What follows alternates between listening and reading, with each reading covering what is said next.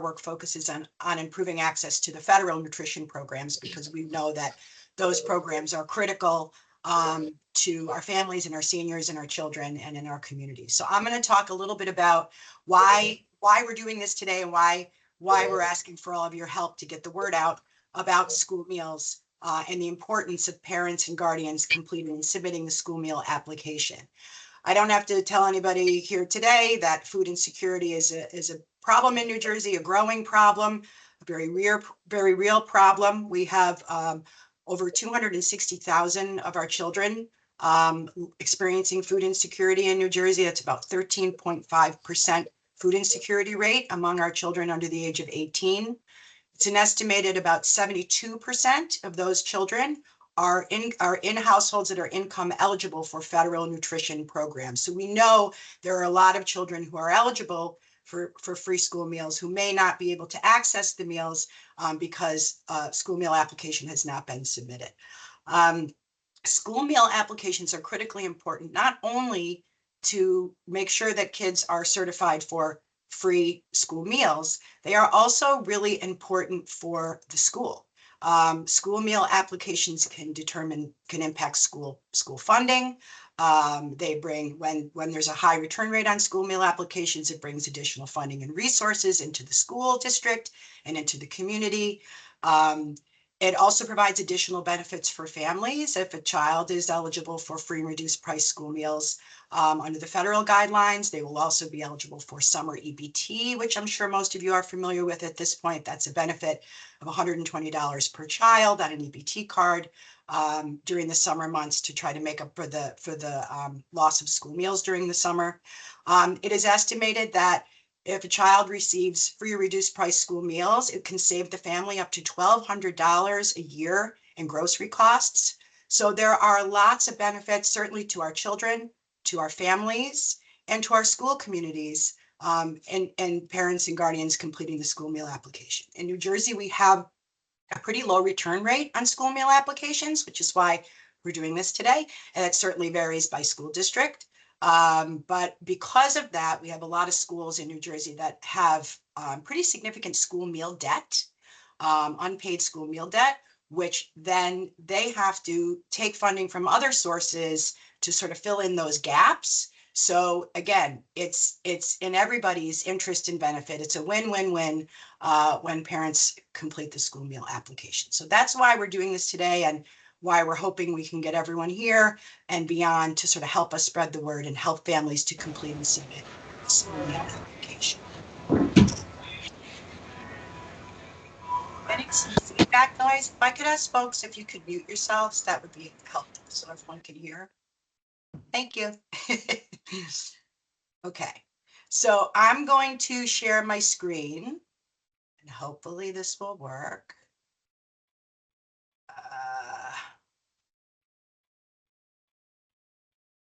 Ooh, Dan, I might have to have you share. I don't know if you have it pulled up, the income eligibility guidelines. Oh, wait a minute, never mind. I got it. Okay, can everybody see this? Can y'all see my screen? Okay, great. So these are the new income eligibility guidelines for free and reduced price meals. We have our federal guidelines. So in order to be eligible for free school meals, households under the federal guidelines have to have household incomes of 130% of the federal poverty line or lower. For reduced price meals, it's 185% of the federal poverty line in order to be eligible for reduced price school meals. New Jersey actually eliminated the reduced price category a few years back. So any child at 185% of the federal poverty level and household at 185% or less would be eligible for free breakfast and lunch at school. And then in 2022 and then again in 2023, the state expanded the income eligibility guidelines here in New Jersey. That's the New Jersey Expanded Income Guidelines, or NJEIE.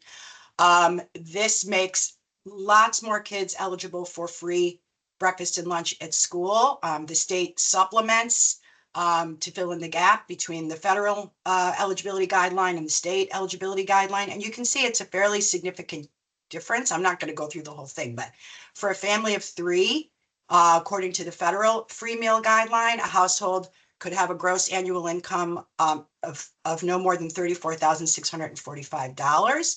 And under the expanded state guidelines, that same household of 3 can have a gross annual income of up to $59,696 and be able to get free breakfast and lunch at school. There are a lot of families that are unaware of this change, of this increase, this expansion of income guidelines for free school meals. So again, this is another reason why we're hosting this this session today, to really just share this information out in the hopes that you can help spread the word. This obviously is a huge help, you know, for a family of 3 with a gross annual income of less than $60,000. These are our struggling low-income working families, and this can be a huge help to these households. So we want to make sure we spread the word. And the other thing I want to point out about this is that for summer EBT, and this can get a little confusing, a household would have to meet the federal income eligibility guidelines in order for their children to be eligible for summer EBT, because the New Jersey expansion is a state supplement, and summer EBT is a federal program. So those children would have to meet the income guidelines according to the federal guidelines, but they could, so in other words, a child could be getting free breakfast and lunch at school under NJEIE and not necessarily be eligible for summer EBT. So it can get a little bit confusing, but we just wanted to point that out to clarify. And we can get this income chart out to you all so that you can sort of see, as you're helping your families to learn more about these benefits and encouraging them to apply. And with that, I'll hand it back off to you, Dan. Thanks so much, Lisa. So thank you so much for sharing all that information. As Lisa said, there are 2 different brackets or grids that you really need to pay attention to because of the differences in summer EBT and New Jersey expanded income eligibility. But this also brings us back to the theme of the school meal application. As we've said, it's more than a meal application. And so the school meal application does 3 things. It's the application for school meals, it's the application for summer EBT, and in CEP districts, it is the household income information form.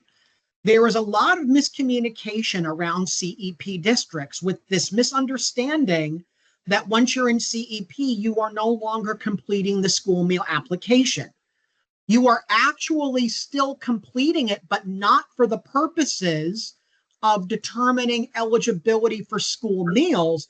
It's for household income eligibility purposes to assist them with funding around state aid. So again, it's a misnomer. So what we've done to help everyone is we've created a flow chart so that as you're working with families, you can better assess their needs in determining if they need to complete an application. So I'm going to go ahead and share my screen and take you all through this flow chart, which we will send out after this call.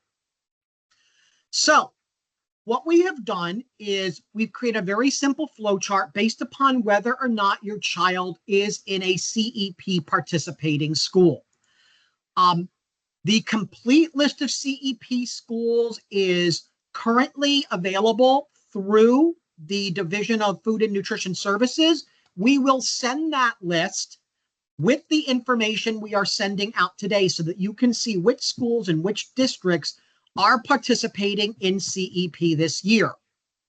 For the CEP schools, or for basically for any child participating in CEP schools, they are most likely completing the application for household income information. They may also be completing the form because they are applying for summer EBT.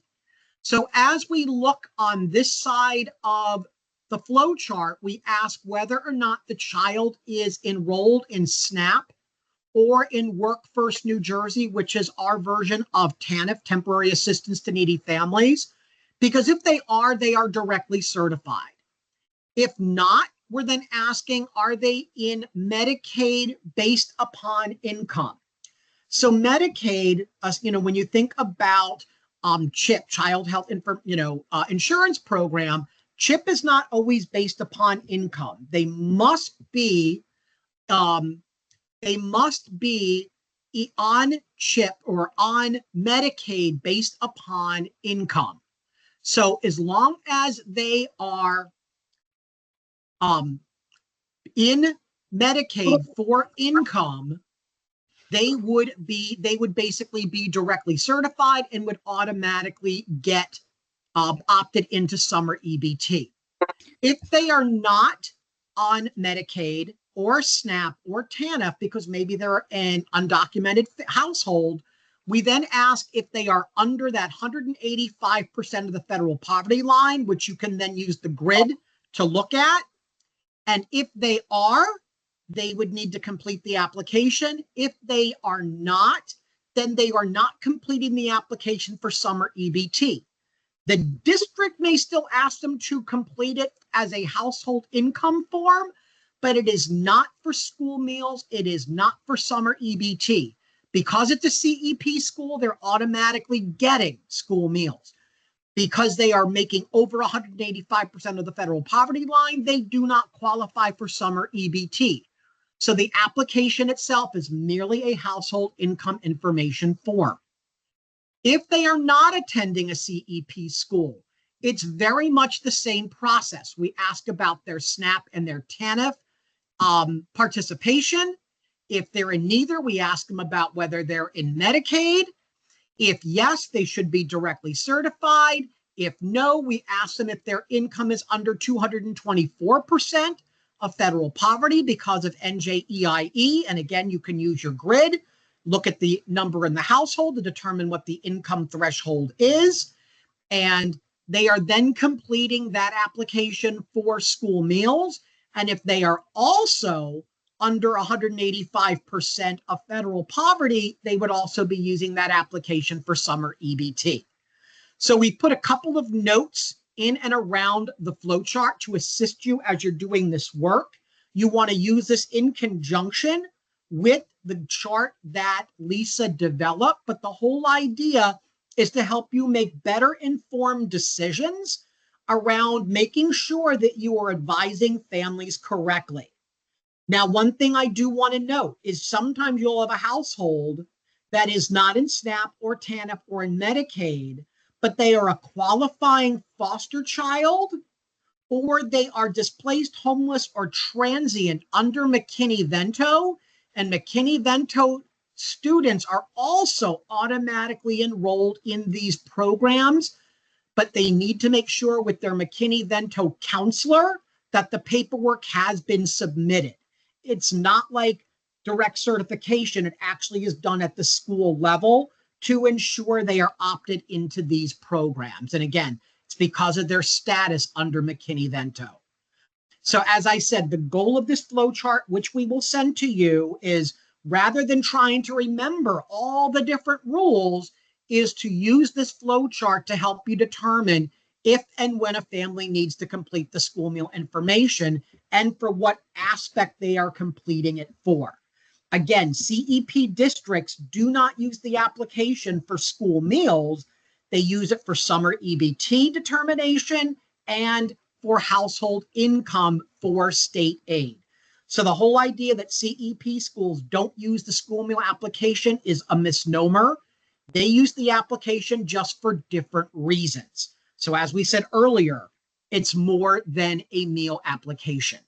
So does anyone have any questions about the flow chart or about who needs to apply for or actually utilize the school meal application? And if so, just click on the raise hand icon and we'll reach out. Okay, I'm not seeing any hands. Oh, I see one. Angela?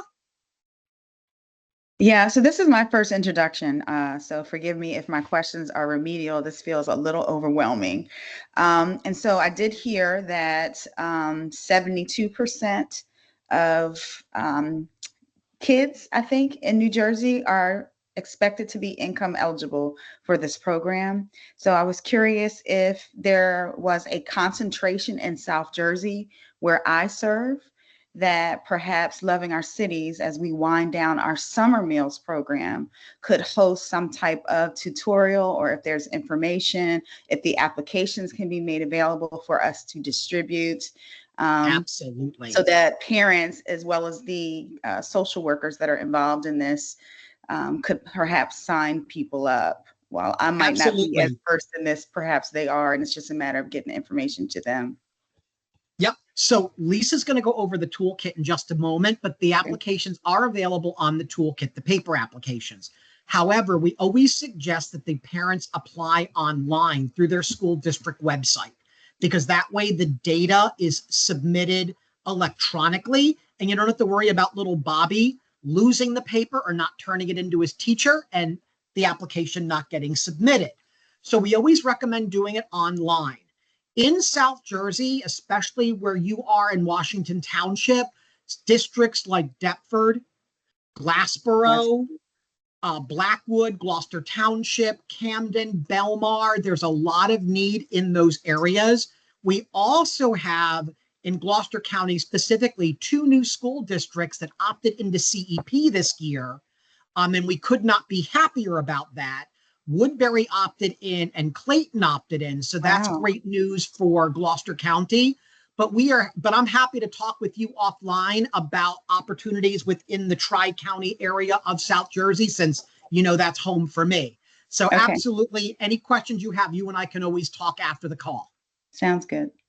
All right. I would offer that up to everyone if you have specific questions of like geographical areas that, you know, may have more need than others, where resources could be put to help families with the application. We're happy to follow up. I do want to clarify, Angela, the 72%, estimated 72% of all children who live in food insecure households may qualify, may be income eligible for federal nutrition programs, not 72% of kids in New Jersey. 72% federal, okay. Food insecure. But just to give you this number, Angela, we had about 725,000 approved for summer EBT this year, which is capped at 185%. So that's an indicator of the need here in New Jersey. We have about 1.3 million enrolled in our public schools. And while summer EBT is not just open to public school students, we had, over 725,000 approved this year for summer EBT. So that really is a good way of illustrating the need across the state. So Lisa, why don't we, one follow-up question. Yeah. But there's no one-stop shop where any family could apply for summer meals in New Jersey. They have to go to their respective school district site. Okay. As of now, that is correct. Thank you. All right, Lisa, do we want to turn it over to one of our presenters before we go into the toolkit? I think so. I was just going to suggest that. So yeah, we want to make sure we can hear from our friend Jennifer Kidd from the Clifton Health Department. We want to make sure that we're sharing what some other folks are doing in other parts of the state to help families fill out and submit the school meal application. So I'm going to turn it over to you, Jen, to share with the group the work you did last year in Clifton and what you'll be doing again this year in partnership with the district. Sure. Thank you, Lisa. So I work for the City of Clifton Health Department. We're a health department that serves the City of Clifton and the Township of Little Falls in Passaic County, New Jersey. And we were approached last year by the Food Policy Council, Mary Salas and Lisa of Hunger Free New Jersey, to see if we could partner with our school district in getting the word out about free school meals. So what we did is we thought that we would best capture the most amount of parents by attending and conducting some outreach at our back to school nights. They still seem to get a good attendance at most of our schools in Clifton. So we have 22 buildings now of school buildings in the city of Clifton. It's a very large district with about 11,000 students. And we had members of our staff from our health education division, our social services division, and even our environmental health division attend every single back to school night in the city of Clifton. And with our elementary schools, that was all one night throughout the city. And so we had 14 different outreach workers. You know, they could be inspectors, they could be health educators, they could be social service assistants, social workers, go out and spread the word about free school meal applications. We also, in addition to attending the back to school nights, we offered one-on-one assistance at both the health department and at our satellite health office, which is located in a more vulnerable section of town. We opened up a couple of open office hours that parents could attend, and we offered that in both English and Spanish, since about 40% of our families speak only Spanish. So that's basically what we did. The school district and Food Policy Council and Hunger Free New Jersey were extremely thankful for what we did. We're extremely fortunate because we have 7 employees here in the health department that are certified health education specialists. So we are, especially trained in working with families and parents about these types of issues. And we feel that it was overall a success for the district. Thank you, Jen. Does anyone have questions for Jen? They did an incredible job. It was really, I think, definitely a best practice of a partnership between a school district and the local health department, and they really pooled all their resources. And the district did report an increase in the return rate of school meal applications last year as a result of it. And, hopefully again this year, there'll be even a higher return rate on school meal applications. Clifton is not a CEP district. For folks that are not familiar with CEP is a federal provision that if districts have a high enough percentage of kids who are directly certified for free school meals, they can feed all the kids for free. And Clifton is a relatively large district, I think over 11,000 kids enrolled.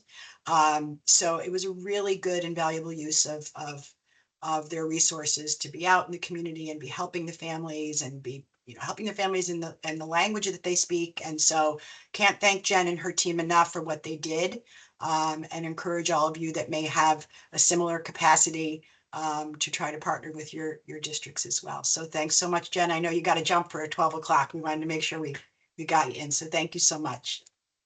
Lisa, we've got a question from Kathy. Hi, folks. My name's Kathy Hart. I'm a newly retired Deputy Executive Director from the Housing Authority, City of Elizabeth, but I'm still involved, as you can see.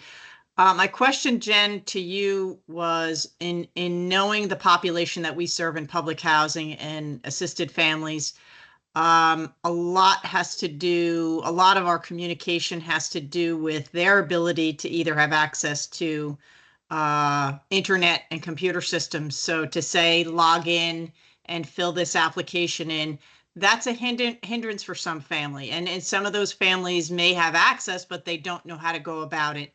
How did you guys handle that piece of it?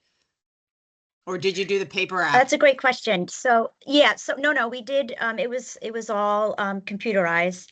Some of the schools actually had laptops set up at back to school night, very close to where we were situated at each school. And so in case they didn't have access to internet at home, they were able to log on that way. And then at our open office hours that we offered here at the health department and at our satellite office, we made sure that we had our laptops available so that we could directly assist the families with filling out the application. Thank you. Sure.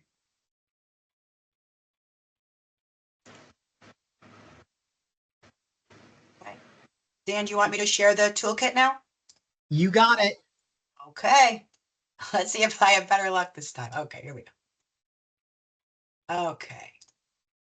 Can everyone see that? Awesome. Okay.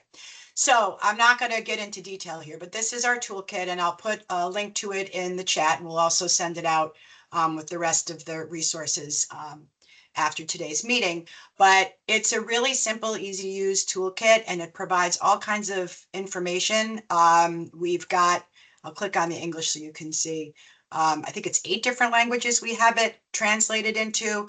There's different folders. There's an explainer that has some talking points. So if you're having conversations with parents, you'll have the information you need, at the ready.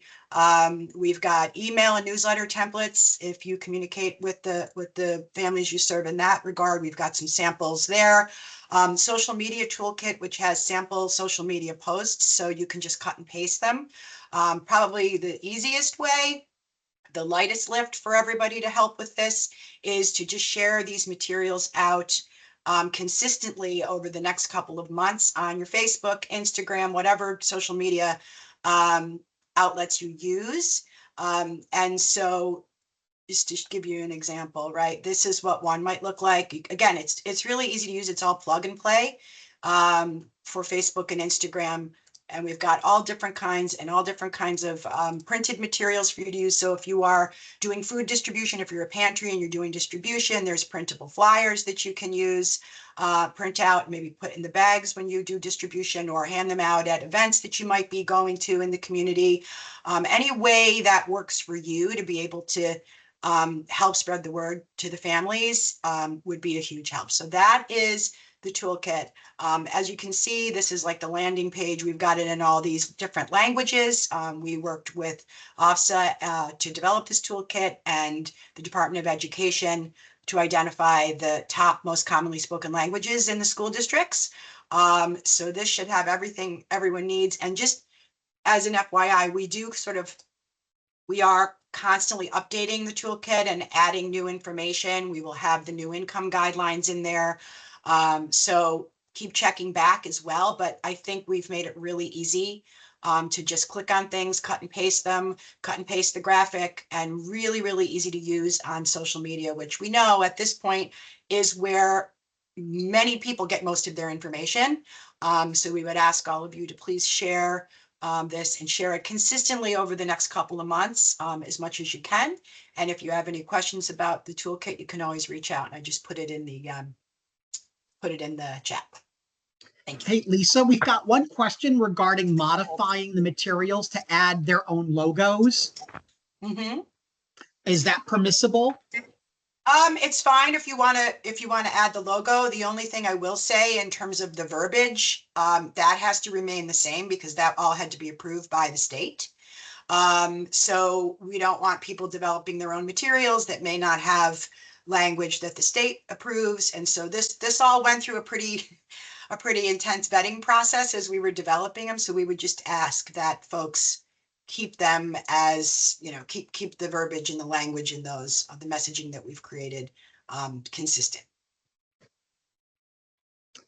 So does anyone have any questions for Lisa specifically on the toolkit? And again, as someone who uses it constantly, it's wonderful. And having all the languages, I've done events where I've needed Arabic. I've done a lot in Spanish. So believe me, the translations really do come in handy.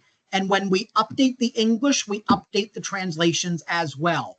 Lena, I see your hand raised. Thank you. Lisa, quick question. I work at CWS. We are a refugee resettlement agency in the state. And we have many of our community members that speak Ukrainian, Russian, Dari, and Pashto. If we have the ability, we translate all our documents into those languages as well. And if we need to provide that information to our clients that speak those languages, it's not listed as one of the languages in the toolkit. Is it possible for us to do that translation or not, because that has to go through a more rigorous vetting process by the state? I think if it's going to be helpful to the families, my response to that would be again, as long as it's translated and the verbiage remains true to what the messaging should be, then I don't see that as an issue. I don't know, Dan, if you agree, but I think it has to serve its purpose and it has to meet the needs of the community. So I would say absolutely. I mean, the goal here is to reach as many families as we can. Yeah, we do not so we subcontract out to a vendor to do our translations. We have no one within the state department that actually validates or verifies the translations. because we use translators that we already have a working relationship with. And Lena, I would assume that you all have the same relationships built. So if you have a trusted relationship with your translators, I wouldn't have any issue with you getting them translated into languages of need, specifically for the populations you work with. Thank you. If we do, I'll make sure to share those with you so that you have them. Wonderful. That would be Does great. anyone have any additional questions for Lisa? I just had a quick question I posted in the chat. Is any of this in a video format? Good question. So last year we completed a training on how to assist families with completing the school meal applications. The video is available on YouTube, and when we send out today's information, we will include the link to that video. Perfect. Thank you. All right. So at this point, we sort of want to open it up to more of a roundtable format. Lisa's reached out to a couple of agencies already to ask them to share some of their best practices. So Lisa, I'm going to turn it back over to you. Okay, thank you. Well, we heard from Jen. She had to hop off for a 12 o'clock meeting. I think when we think about outreach, we can think about it in different ways, right? Kind of different buckets. There's the kind of easiest way that everybody can engage in, which again is to share materials from the toolkit, hand out the flyers, post the social media posts, right? That's sort of our statewide outreach strategy. And then I think there's sort of the next layer or level, which is a more direct community-based outreach strategy where you are, you know, maybe working with you're working with the district to personalize flyers for the district. And we have an example of that. I don't know if Kylie's with us and she can share about that. And then also what Jen was talking about, if organizations have the capacity to partner with the district and actually go with a laptop or use the school district's laptop and actually help families complete the application, that is probably the most effective way to do the outreach and to assist the families, but we understand that not everybody has the capacity to do that. Dan and I were talking before we started the meeting today, and I was saying that, you know, I think a lot of, I mean, you all are from the frontline trusted community-based organizations, right? You know the community, you know the families, they trust you. So I think your role in this is of critical importance to encourage people, especially during this time, about the importance of submitting a school meal application. And I know a lot of times when people come in to an organization for services, they might be asked, are you receiving SNAP? You know, have you applied for WIC? But until very recently, we didn't have a lot of community-based organizations asking families, have you submitted a school meal application? And talking about the importance of that nutrition program and all the other benefits that come with submitting that application, which we've already touched upon. So I think there's lots of ways that folks can engage in outreach. So I would invite now, Kylie, are you here, or DeLily from MEND? And you can share about the work that they're doing. Hi. There's so many squares. I know, Yes. I can't see you. Hi, everyone. Yeah, I'll share quickly because I think others have things too. But we are in Essex County, and through our work, I'm with MEND, and we are helping to lead the Food and Health Equity Coalition of Essex County, so the countywide Food Policy Council or coalition. So what we started doing last year and have only gotten better with this year is making those personalized flyers that Lisa and Dan touched on. So a flyer for each school district. If the district puts their application out in 3 languages, then we'll make 3 flyers. And once you have the template for the flyer, it can go really quickly. So we made flyers for almost all the school districts in Essex County. And it says, you know, just the basics. We share out the Hunger Free New Jersey outreach toolkit, and then we link to the bundle of flyers where it says, here's how you fill out a school meal application. Here's the QR code. Also a link, because why not if you're sending it over email. And then the school's contact information. A lot of times on the application or on the website, when you find the application, you can find their point of contact to troubleshoot issues. So we just put all of that information on a flyer and then make a flyer for every school district. And it's so simple, but it breaks down one of those navigation barriers, because as they were saying, it's really hard to find the application link embedded in these school district websites. And the instructions on how to submit it. So we're just trying to make it that much easier. And then once you have the flyers made, we're getting them out. The food pantries are putting them up. One of our food pantries, I just saw a picture, has a big bulletin board, and they made a copy of all of the school districts where they know they have folks coming in from. And we saw people online just taking pictures of the QR codes right there at the food pantry setup. So we have that happening. Also back to school nights. If you have a SNAP navigator or any resource navigator, adding that to they're one of the questions they ask. So Mend has a SNAP navigator, DeLily. She's awesome. She's on the call. So she's now incorporating that into her daily outreach efforts. But it doesn't have to be, I have another district reaching out to us about sending SNAP navigators there. There aren't enough SNAP navigators to go to every back to school night. But I think you could train a volunteer, a family, a parent liaison at the school, class captains, whatever we're calling the leaders in our schools, to be those point persons to run a table at a back to school night or a community health fair. Every place that we have a community health fair going on, I think there should be a table pushing for school meal applications, just like we do for SNAP and WIC and all that. So that was my quick blurb. Thanks, y'all.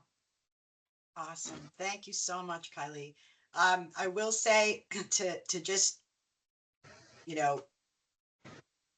like repeat what Kylie said about the, if you have children in a school district and you have to fill out the school meal application, you will understand this. But sometimes it does feel like a bit of a, you kind of have to go down a rabbit hole to find the school meal application on some districts' websites. Some districts have portals and the parents have to log in and they have to have a password, and they have to know their child's student ID. And when we did school meal application a number of years ago, outreach in Clifton, that was the issue. The parents would show up with everything, but they didn't have the child's student ID, or they didn't know how to log into the portal. So having district specific flyer with a QR code, which I'll admit it, I just recently started using QR codes and they are really awesome. That's people can just scan.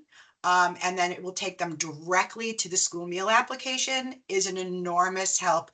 And like Kylie said, it eliminates just one more barrier to parents and guardians being able to complete and submit the school meal application. So it's a really good and relatively easy and very effective way to help your families connect with the school meal application. So thank you for that, Kylie. So Lisa, we've got a couple of questions. Our first question, Kendall Gibbons. Kendall? Hi, how you doing? I am from Hayes. I worked with Kathy, still working with her. And my question is there a deadline on there? Because we are having a back to school event on September 2nd. So maybe we could bring out the laptop, but I just wanted to make sure that wasn't too late for them to apply.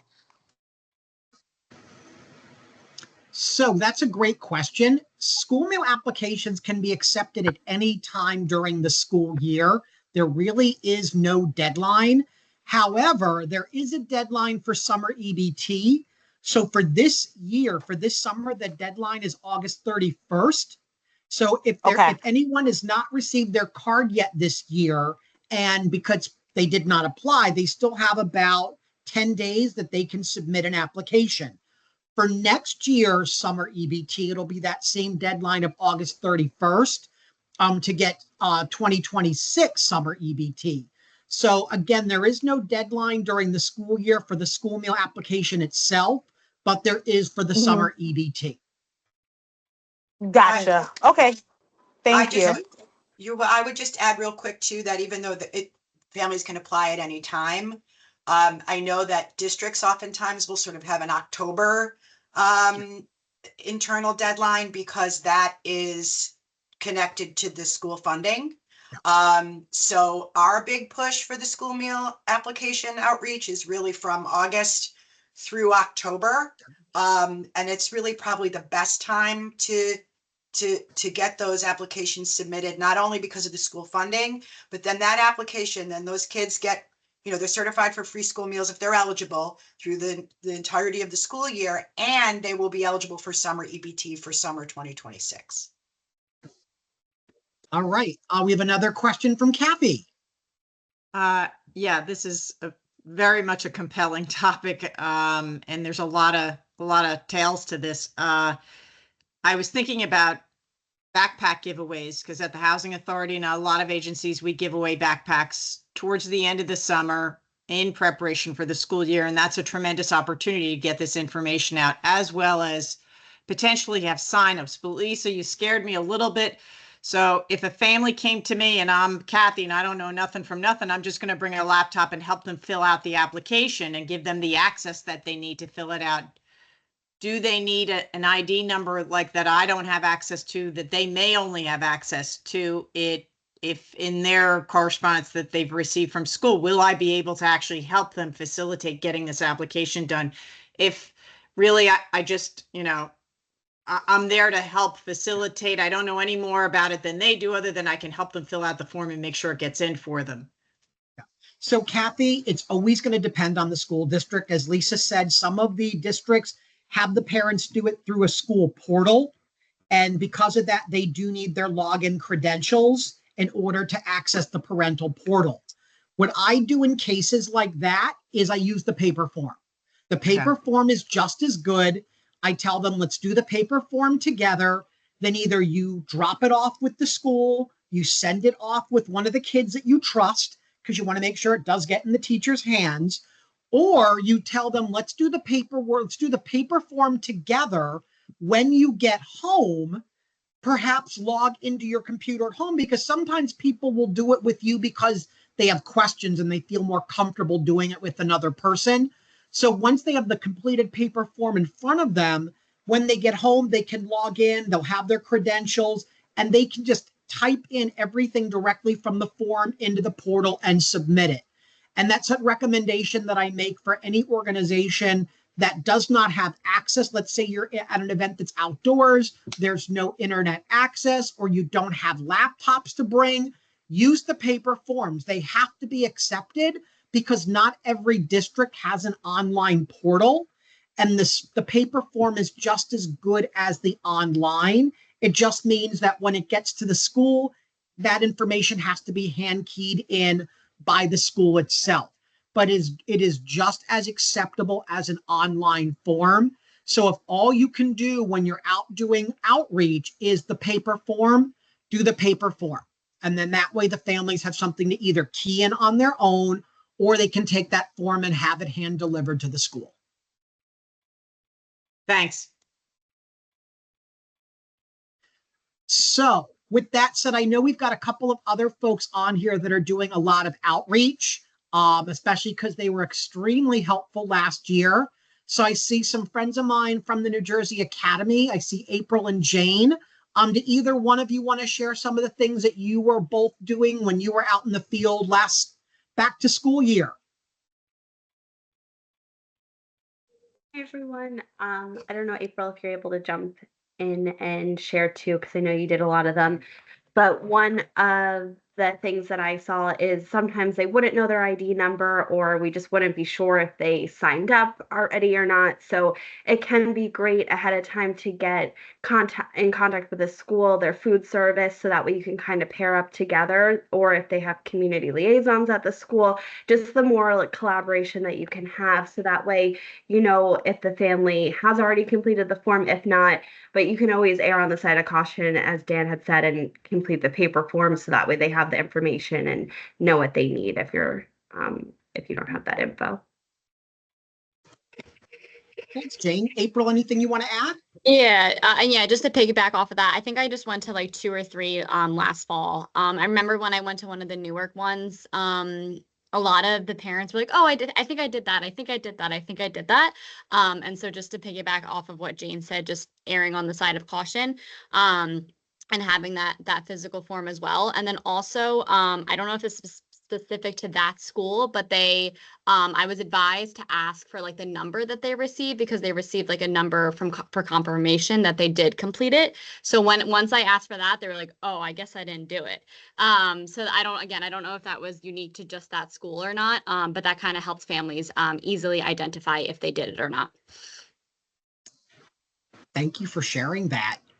So a couple other things that I want everyone to think about, especially as you know your community so well.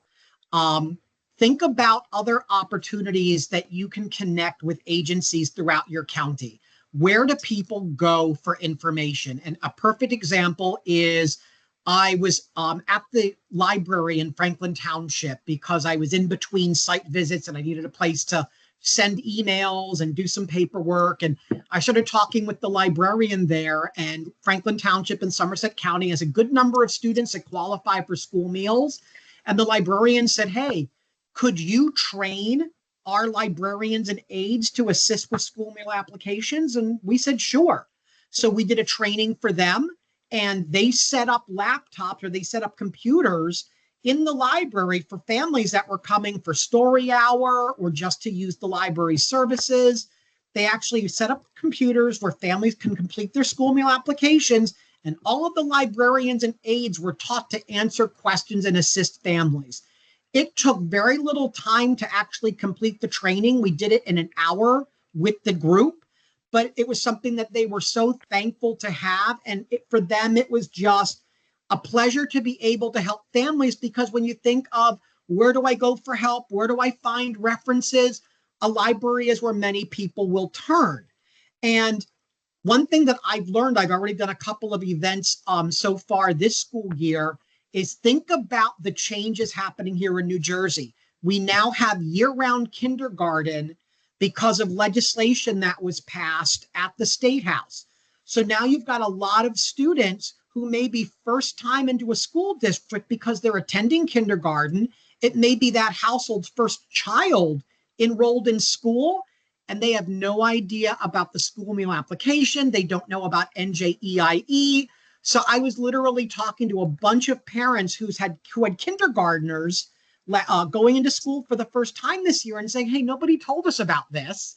So we were using the opportunity as part of the outreach to instruct our kindergarten families about how easy it is to complete that application. And another group not to forget are your homeschoolers. They may not get school meals, but they may be eligible for summer EBT if they are directly certified because of their participation in SNAP, TANF, or Medicaid for income, and they don't know it. So sometimes you need to ask them, I typically will hear, oh, I'm homeschooled, I don't qualify. I ask them about their participation in those programs. And if they are, I always say to them, make sure your address information is correct with the state agencies, because that's the address that they will send the card to. If the address is not correct, that card does not end up in their hands and ultimately gets returned to the card processor.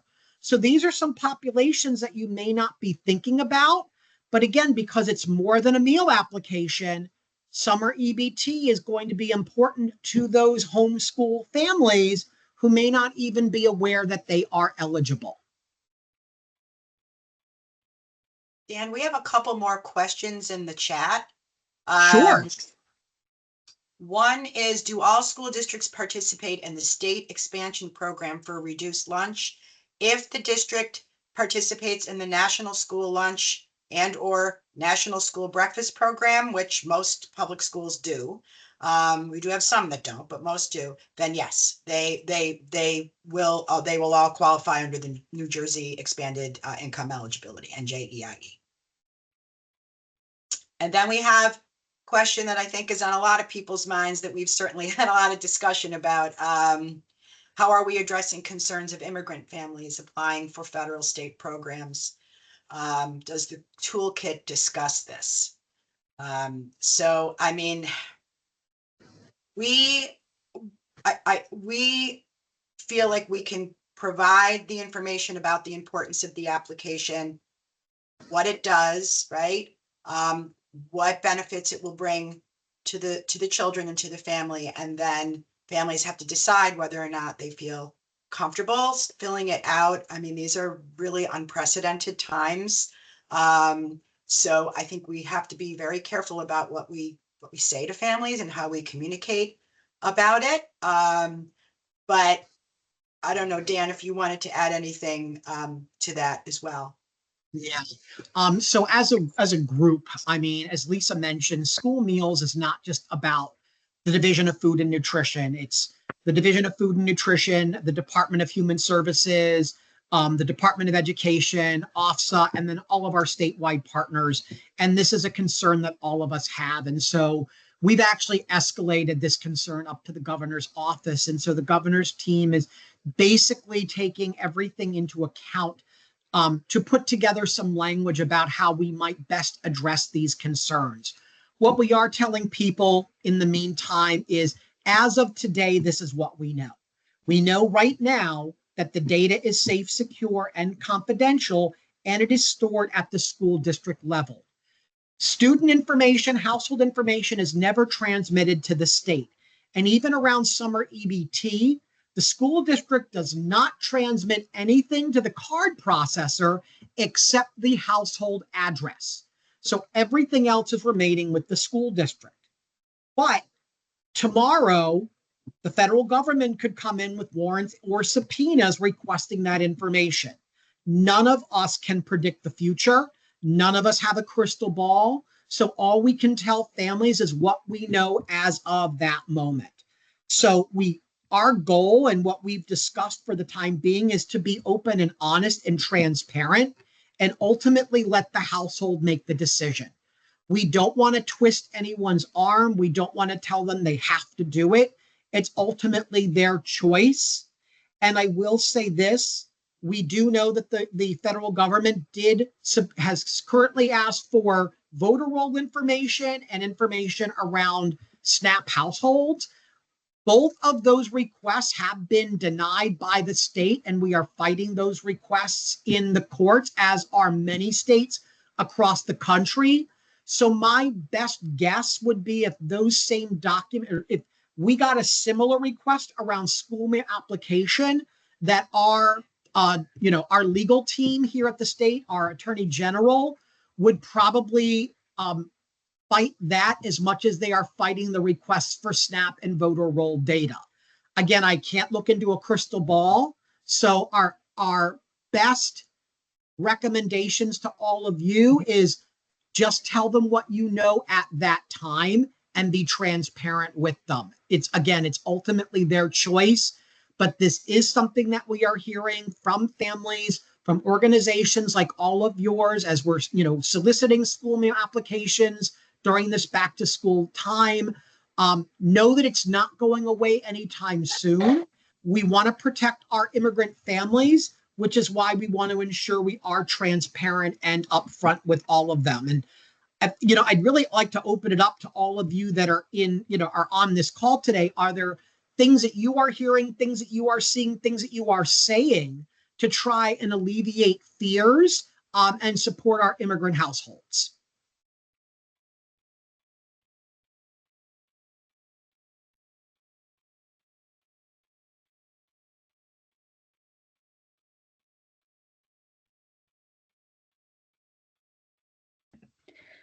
The only thing that we've discussed, and I don't even know if it's accurate, because as you have lifted up, this is changing so dramatically and so quickly.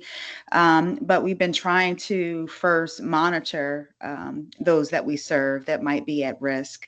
And the fact that so many of our food distributions take place in public settings, I was under the impression that we could still have a secure private area that's designated private, that would be off access, not just as they try to perhaps get information, but if they arrive on site at any of our pantries, that we would be able to serve people in a designated private area that people don't have access to. So I'm hoping that that's still a valid approach and that's accurate. If you have any feedback, primarily that's the approach that we've been taking. Thanks for sharing that, Angela. Pearl, I see your hand up. Yeah, thank you. Good morning, everyone, or I guess good afternoon now. I work for the Community Food Bank, and so my team specifically are the Community Connection Coordinators, so we're the SNAP navigators. And I know in the last couple of years, we've definitely been pushing for adding that school meal application, especially at the fall time in the back to school rush. We're currently trying to attend as many back to school sites within our jurisdiction that we can, so that families can understand. To the immigration stuff, as Dan put it, we are basically just going day by day and like trying to make sure our team is up to date. We are really pushing for people to just understand as much as they can and they make the choice. Unfortunately, a lot of our sites were assist a lot of individuals at like WIC centers, schools, but also just like public places where they may not qualify for certain benefits anymore, or be more scared to do it, which is completely reasonable. But we always share our information as well as what they're eligible for at the time, and then make sure that they have like a safe place to talk about it until things are changing. So, but this has been great information to share today. So thank you so much. Thank you for sharing that, Pearl. That's great information as well. And again, I want to really thank our food banks, our food pantries, our community kitchens. So many of you are actually doing this frontline work and talking with families as they're coming to distributions, making them aware about the school meal application, putting flyers in distribution bags. And, I hear about the things that some of our coalitions are doing, and Kylie putting together the flyers and also having, I will tell you from experience, every time I do an outreach event, I have to struggle to find where on the website you submit the application. So just being able to have a list of the districts to be able to click to go right to it is just a game changer. So some things to think about when you're doing outreach events.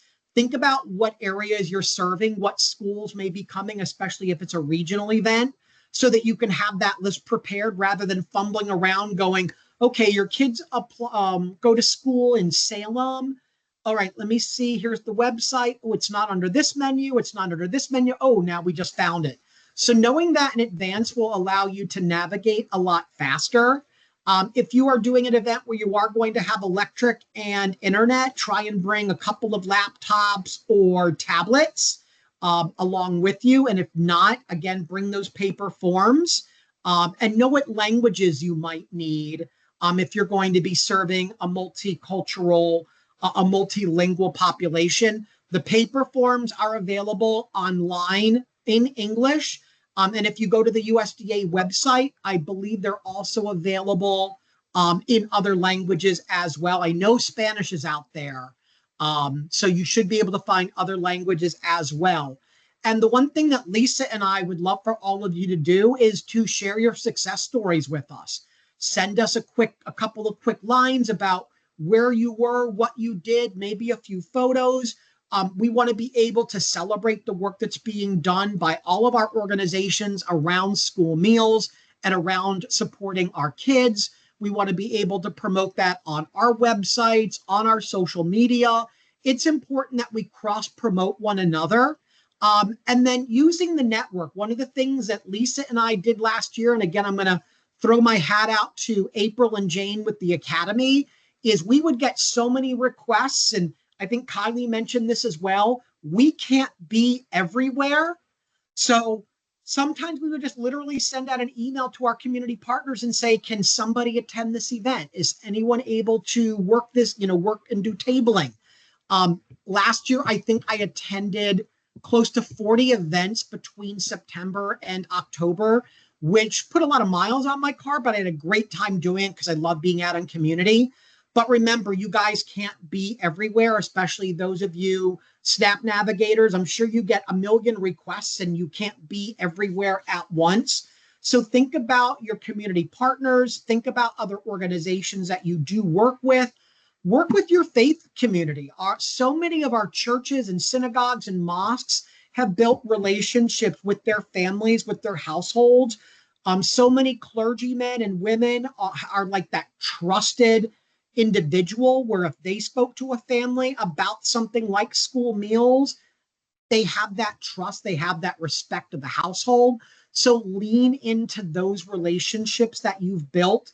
Think about doctors that you might be working with. It's back to school physical time. So think about the federal qualified health centers in your county. Think about those providers that work with low income families. Again, it's back to school time. Your school nurses are another great source as they're working with families. Ask if the school meal application has been completed.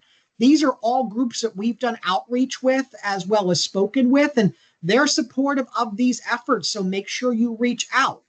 Nicole, we see your hand. Hi. Is there any way that you could tell us where there's more residents that need to be met, like in certain part, like in our county, if there's a push that needs, or if there's, you see low enrollment certain places? Is there any way you could share that? Nicole, I wish we could. Right now, the state does not collect data around school meal submission rates. It is actually qualitative information that is collected by the school business administrators. When they're filling out their state aid request forms, they can tell whether or not they're noticing an uptick or a downtick in school meal application submissions, because it's going to impact the multiplier that is in use when determining state aid. So what I would do is look at maps in, using things like Alice data, map the meal data that can show you areas of food insecurity or of high poverty within the counties that you work with. And then also identify partners within the county that may have knowledge of areas or parts of your county that you're not familiar with.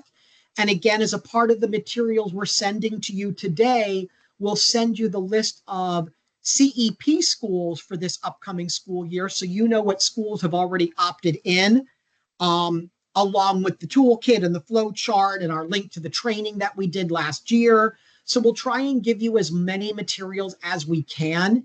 And if you continue to have questions, you're always welcome to reach out to us after this call with any questions, and we'll continue to do our best to try and be responsive and provide you the necessary information. That's very comprehensive. Thank you. I know that certain districts will be more aggressive than others because of their, that application where that determines what kind of funding they're going to get. Yeah, So, and one thing on that, Nicole, and this is something that Lisa and I have worked so hard on. We had a lot of school districts last year that were eligible for CEP that did not opt in, and they had very, very high ISPs, which is an individual or identified student percentage, and we can explain that at another time. But I don't want to get off topic, right? Yeah, but we can also provide you information about schools within your county that qualified but did not opt in, because building a relationship with them this school year to help nudge them to think further about opting into CEP for the following school year only means that many more kids in your county are getting access to free meals regardless of their income. And until we get school meals for all, knock on wood, because one day it will happen, we need to continue getting as many schools that are eligible for CEP to opt in so that we can continue to expand access to all of our families across the state. One more simple question. The boards and the welfare agencies, they've been supportive as well. I'm sure, like when they take the initial applications, are they also driving in on the other applications? Some more than others. And another group that's been very supportive is our local assembly people and our state senators. Many of them will put the flyers up in their offices. And when they do constituent outreach, either they'll invite myself to come and table alongside of them, or they'll bring flyers with them to promote school meals. Okay. Thank you so much. Thank you. Kathy, I see your hand up. Yeah, you're going to be sorry you asked me to participate. The New Jersey Governor's Conference on Housing is in September. You have the League of Municipalities in November.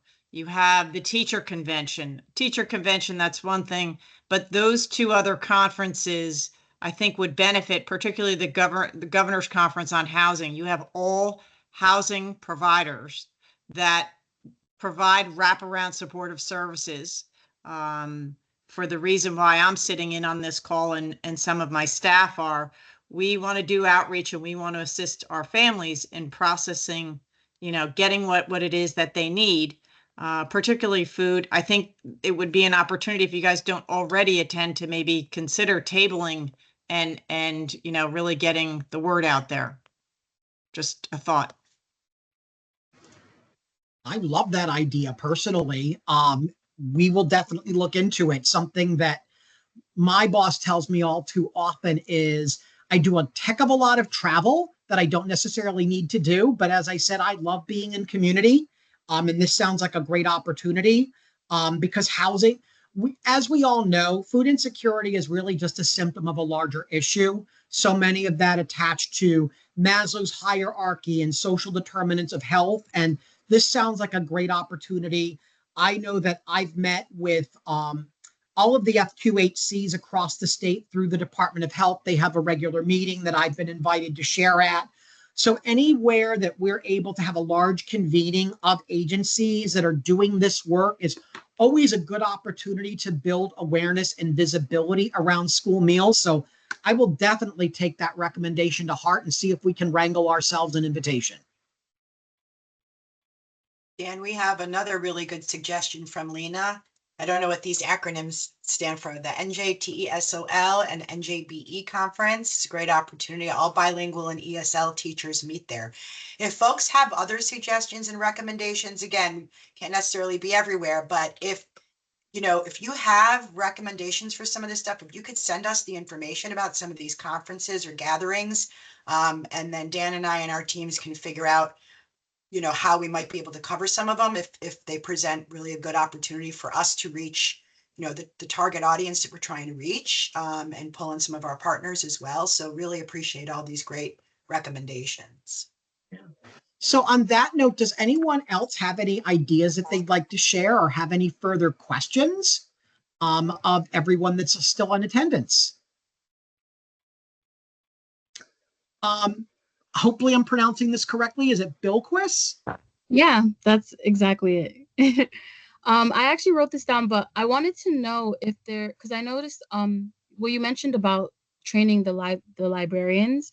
I wanted to know if there's any public training that people can just go to and maybe like a quick video to see how to fill out the form. Because I think this would be really beneficial for our CWHs, our community health workers, our CHWs, sorry. And, they meet a lot with the community members, and I know that they do a lot of SDOH screenings. I'm not necessarily sure if this is included in that. So I think this would be really great to include, especially now that we're in the fall time and it's starting to get to back to school. Sure. So we actually did a video last year. We had a very large training around the school meal application that is available on YouTube. And it was specifically meant for community partners like yourselves, but it could easily be viewed by a member of the public to assist themselves in completing the school meal application. And when we send out the support materials today, we will send the link to that YouTube video. It runs about an hour because there were questions, but the actual video itself around actually completing the form maybe is about 40 minutes. But it's a really good, thorough video. And should you have any questions after viewing it, you can certainly send questions our way, but it's a great, great reference. Thank you. Thank you. Any other questions?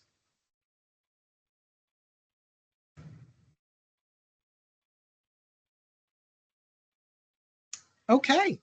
So with that said, I just want to again remind everyone to please send us your success stories. Send them to Lisa with Hunger Free and myself at OFSA.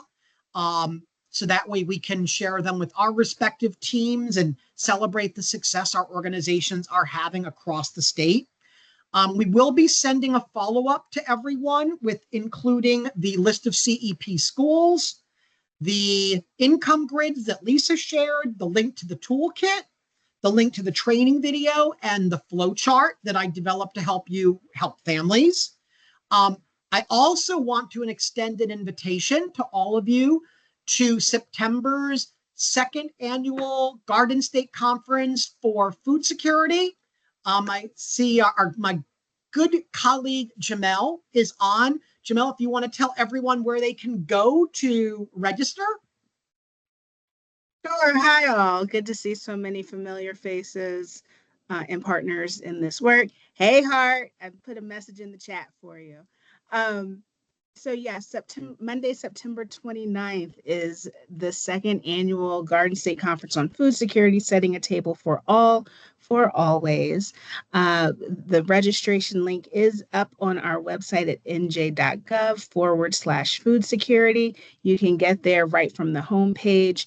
And we're looking forward to having a beautiful, big community, both in person and virtually, yet again this year. So hopefully you all will be able to join us, and we appreciate it in advance.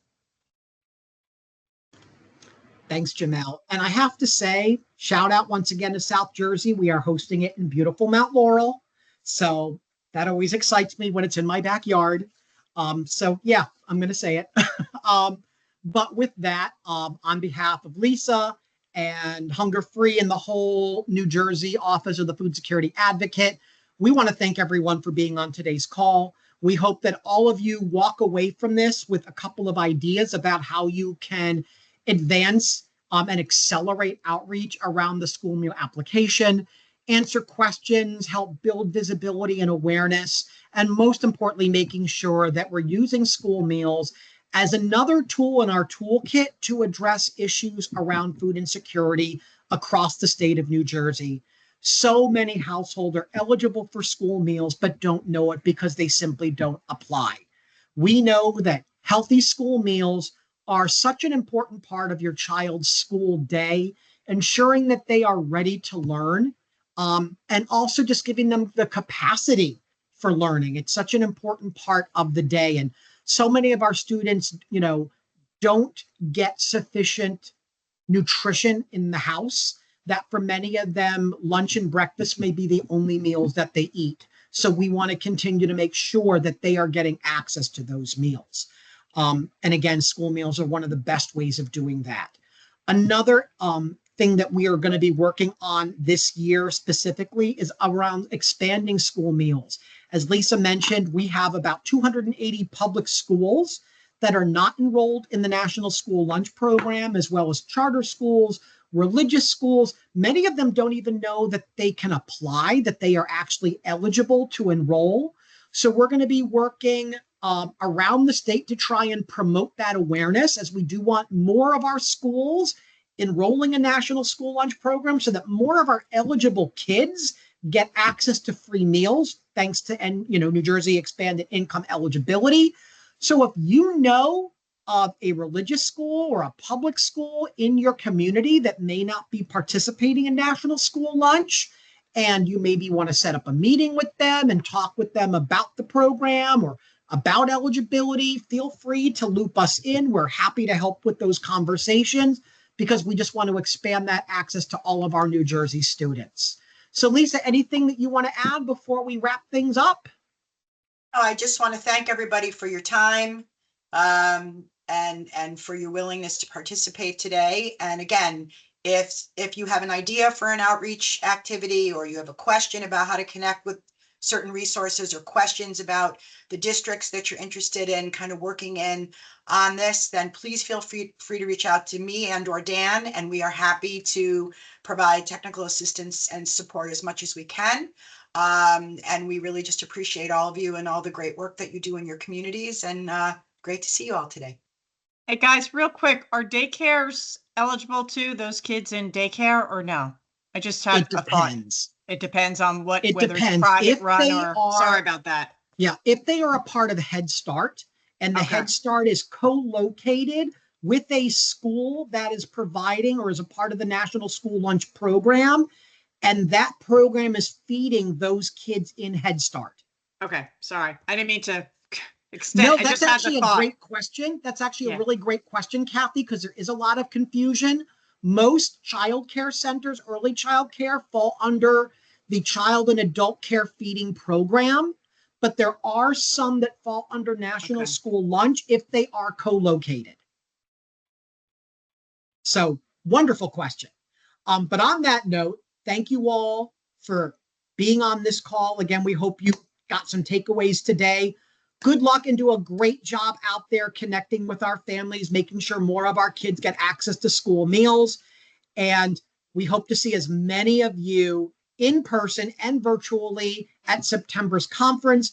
It's going to be a great, great event. We're going to have more topics and just some really amazing information to share out with all of you and some really great speakers. So we really do hope that you will join us. So again, thank you all very much. Keep your eye open for the emails with all the follow-up materials, and you've got Lisa's and my contact information with any follow-up questions. So everyone have a great afternoon. Thanks for being on today's call.